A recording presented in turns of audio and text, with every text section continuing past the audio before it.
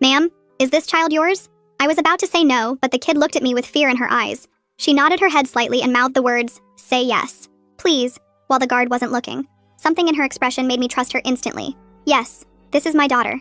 I pulled her into a hug and felt her trembling against me. The security guard looked skeptical. He was a heavy-set man with a mustache who reminded me of Paul Blart.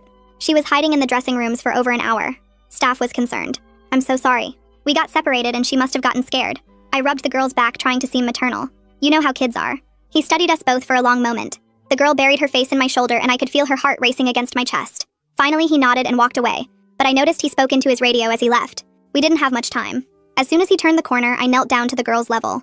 She had dirty blonde hair in a messy ponytail, and her Pokemon Eevee t-shirt had stains on it. Dark circles under her eyes made her look older than she probably was. Her eyes kept darting around like she expected someone to jump out at any moment.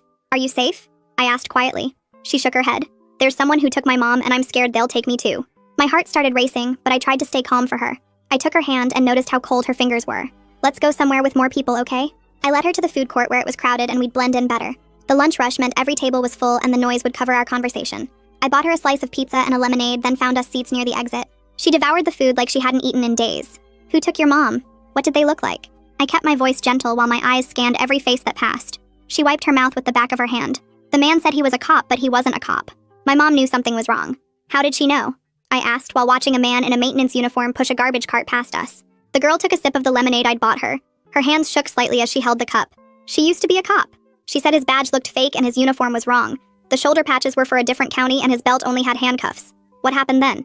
I noticed the same security guard from earlier standing by the Panda Express watching us. We were shopping for my birthday when he approached us. My mom grabbed my hand really tight and started walking fast, but he followed.